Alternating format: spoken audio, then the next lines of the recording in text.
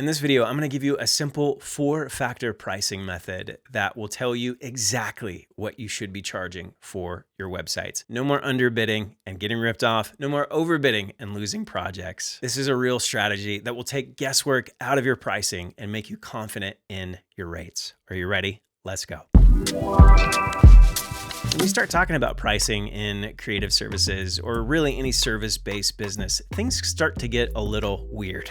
You got folks who are shouting, charge them what you're worth and then add tax. And there's this whole value-based pricing system that gets out of hand a little bit. And listen, I get it. All of us struggle with imposter syndrome, and we wonder if clients will really pay us what we would like to be paid. But here's the thing I've found to be true. You don't fight insecurity by hyping yourself up and getting mad when somebody asks you to justify your prices. You fight insecurity with real data, with real numbers and real strategy. There are these 4 levers or factors that can go up or down depending on who we are, where we're at in our business, and what kind of project we're working on. And once you understand these 4 levers, you're never going to feel lost again. So what are these 4 levers? Well, I'm gonna give you an overview, and then we're gonna break each of these down individually, and then wait till the very end, and I'll show you an actual example of pricing out a project in a hypothetical scenario so you can really see how it works. The 4 levers are overhead,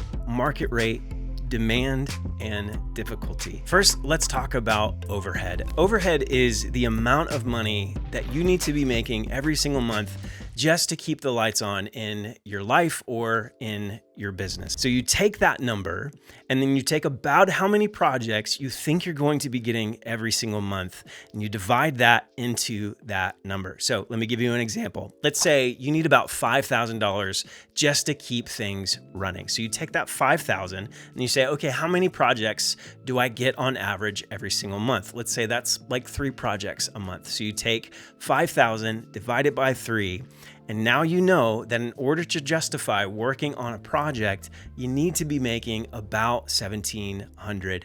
Now, some of you listening might say, well, that's great, but I actually don't need this money to survive. This is a side hustle, or maybe I'm just getting started, and so I've got other income to sustain my living. That's a great place to be in. And if that's your scenario, what I would do is use something called opportunity cost. Opportunity cost is what you're giving up in order to do something else. When I was first getting started, I knew that at any point I could probably go get a job working at Starbucks. And at Starbucks, I'd probably be making about $10 an hour. And over the month, that's anywhere from $400 to $700. So I knew that if I was going to be getting maybe 1 project a month, which was the reality for me at the time, then I needed to be making about $700 every single website in order to justify not just going out and getting a job at Starbucks. This isn't your final price. This is just the baseline, like what you even need to consider to have the conversation. Hopefully you're getting a lot more than just that, but there might be seasons where, man, I just need to take something. And when that comes, you say, what do I charge for? I just have to take something. Well, it's my overhead costs. But you also want to look at something called your market rate. And this is where you compare your prices with the prices of other people who are exactly like you. But here's the key, and here's where most people mess up. You have to be comparing apples to apples. Don't compare yourself to somebody who has different skills, a different kind of business, or maybe even in a different region in the world. For example, a web designer in Houston isn't going to be able to charge the same rates as a web designer in San Francisco. Geography makes a big difference. Another thing that makes a big difference is your business model, because not all web designers have the same business model. For example, some web designers have a low price, high volume business model. And this is where they don't charge a ton of money for a website, but they're churning out a lot every single month. So they might be charging anywhere from $1,000 to $3,000 for a real simple website, but they're doing maybe 10 or 20 of these websites every single month. So they're just in and out. And then there's another model where you've got a high price but low volume business model, right? So you're doing really bespoke, really custom. Most times you're adding on like separate skills. You're not just building a website, but you're doing some strategy, some consulting, probably some custom code type of thing.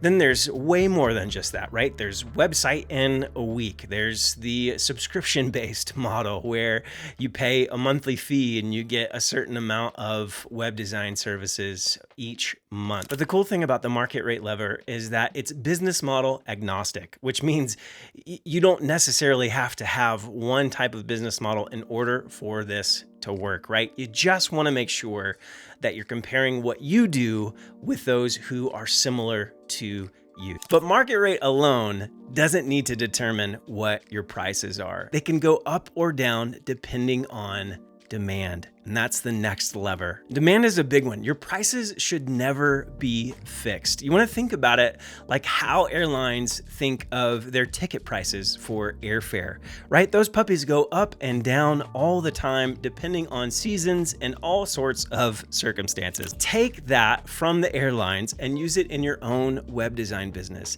The busier you are, the more that you charge. This is exactly what I did when I first got started, and it's what I do still to this day. So when I first got started and I was getting all these projects, right? Let's say I had a project that I was working on and I was making $1,000 and I got 3 or 4 inquiries. Hey, we'd love for you to come and do our website. That demand is high. I'm only one person. I can do one website at a time, and I've got 3 or 4 people. So when they asked me, what would you charge? I would double my rate. Instead of charging $1,000, I would say, hey, it's going to be $2,000. And the justification was, if they say no, that's no big deal. I've got this $1,000 project and I've got 3 other people who are waiting to see if I can work with them. But if they say yes, I just doubled my prices. So the same can be true for busy seasons in your web design service. But you also want to think about the difficulty. Not every project should be priced the same. A simple 5-page website shouldn't be the same cost as a website with 20 pages and loads of different functionality with custom coding. But here's the key: don't undercharge just because it's easy for you. You're not just getting paid for the amount of hours that you're working on this single project. You're getting paid for the years of effort that you spent to learn to do what you can do. It reminds me of the story of Pablo Picasso. Apparently he was sitting in a bar, a woman walks in and recognizes him. She walks up to him and says, hey, would you mind drawing something for me on this? And Pablo Picasso says, for sure. So he takes 5 minutes and draws out a little something, starts to hand it back to her. But right before she takes it, he says, that'll be $1 million. And she was shocked. She was like, how can you charge me $1 million for something that you just did in 5 minutes? His response was classic. He said, it took me 40 years to do that in 5 minutes. The same is true for you and your websites. Maybe it only takes you a handful of hours to complete it, but it took you a lot of time to get to the point that you were able to do just that. So how do you pull this all together? Well, the best way for me to show you is to take an actual example. So let's say that I'm a web designer who's from Raleigh, North Carolina in the US. I've been running my web design business for about 4 years or so, and my websites are great, but they're not at like a pentagram level style or complexity, right? And Pentagram is one of the best branding design businesses in the world. But my websites are nothing to laugh about, okay? So we look at that, and then I did a little bit of research about how much it costs to live in Raleigh, North Carolina, and my web designer has a wife and 2 kids. And so I found out that the cost of living is about $7,021 every single month. And let's say on average, I was getting about 3 projects per month. That would mean that my overhead rate is $2,400 per project. So this is the price that if I go any lower than that, it doesn't make sense for me to take on this job. But I don't want to stop there. I also want to look at market rate. And what I found was that if you're comparing exactly what I do with other folks who are in my area, you've got some ranges anywhere from $2,000 to about $4,000. How did I figure that out? I just told ChatGPT exactly who I was, exactly what I just told told you, and this is what they gave back to me. And let's say my demand is in the moderate zone, right? It's not super high, but it's not super low. I'm getting a decent amount of inquiries every single month. And the difficulty for this project is still in that moderate range. So it's not super complex, but it's not really easy. So here's how I would make a decision about a cost of a website that I'm quoting a client.